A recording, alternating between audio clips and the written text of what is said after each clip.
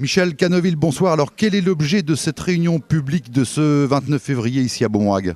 L'objet, c'était de présenter le dispositif de la commune nouvelle. Alors tout part d'une loi, la loi NOTRe. Cette loi NOTRe, c'est quoi ? Cette loi a été votée à la mi-août 2015, ça veut dire nouvelle organisation territoriale de la République. Et concrètement ? Concrètement, c'est la création et disons qu'il y avait un taquet à 15 000 habitants de tous les EPCI. Nous, on était à 12 000. Mais alors, on a eu la surprise, nous, d'avoir une proposition à près de 200 000 habitants. Donc ça nous a un peu surpris, mais enfin c'est comme ça.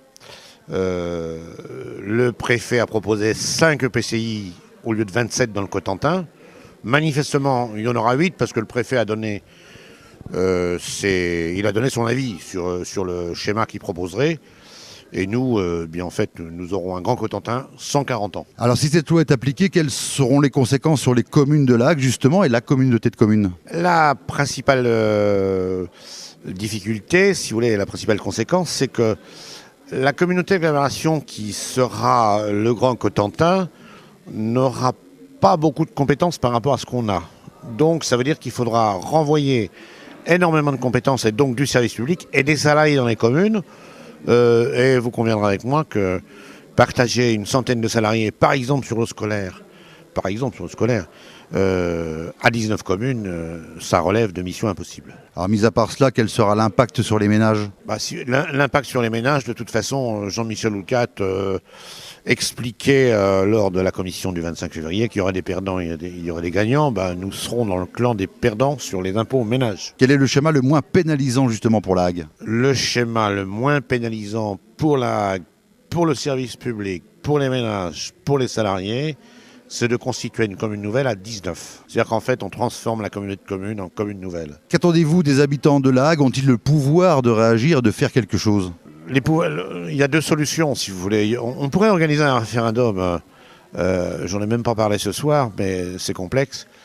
Mais il faut que 50% des inscrits viennent voter, ce qui est quand même très compliqué, puisqu'on n'a même pas souvent ce chiffre-là dans certaines élections régionales ou autres. Donc en fait, ce qu'on attend des élus de l'Hague, d'abord, c'est plutôt qu'est-ce que les gens de l'Hague attendent de nous, plus que ce qu'on attend. Nous sommes élus pour représenter les habitants de la Hague et pour leur proposer des solutions qui soient les meilleures pour eux. C'est à nous aussi de prendre nos responsabilités. Notre responsabilité, c'est de faire ce qu'a fait Bruno Léger, le maire de Beaumont, c'est d'informer et éventuellement de recevoir les avis des gens. Parce qu'en fait, je pense que c'est quelque chose de très complexe en termes de fiscalité, en termes d'organisation, en termes de compétences. Et les gens, ils peuvent quand même se poser des questions, c'est donc à nous de les informer. Alors concrètement, quelles sont les différences entre ce que nous connaissons actuellement et la commune nouvelle future à venir ? Vous savez, si la communauté de communes se transforme en commune nouvelle, pour l'habitant, l'habitant ne verra pas beaucoup de différence. Le service public sera toujours assuré, puisque finalement, c'est la totalité des services publics de la communauté de communes qui sont transférés à la commune nouvelle. Donc, s'il n'y a pas de commune nouvelle, une partie des services de la commune de communes, à partir du 1er janvier 2017, seront divisés en autant de communes qu'il y a sur le territoire. Je suppose que de votre côté, vous n'avez pas attendu l'échéance dans la quinzaine de jours qui arrive, si je ne me trompe pas, ou tout au moins fin 2016, pour essayer de mettre quelque chose en place avec d'autres communautés de communes. On a, disons qu'on peut considérer qu'il y a au moins, sur les 19, il y en a bien aujourd'hui 16 qui sont d'accord, ou 15 ou 16. On espère convaincre rapidement celles qui ont quelques réticences. Mais c'est quand même assez nouveau. On vient de sortir les études, là, il y a 15 jours. L'étude du Grand Cotentin sur les conséquences du Grand Cotentin.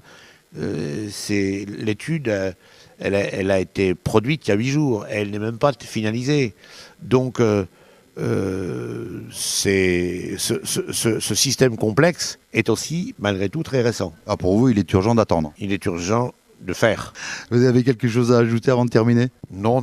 Si je suis assez content je suis pas assez content, je suis très content de la réunion d'aujourd'hui parce que même si les 3/4 des participants à cette réunion avaient peut-être une certaine difficulté à comprendre un certain nombre de chiffres, de sigles, ce que je comprends parfaitement, la salle si j'ai bien compris, a adhéré pratiquement à 100%, hein, même à 100%. Oui, je pense que les gens veulent du concret de toute façon. Voilà. Ils veulent qu'on trouve une solution à leurs problèmes. Alors vous êtes confiant? Je suis confiant, oui.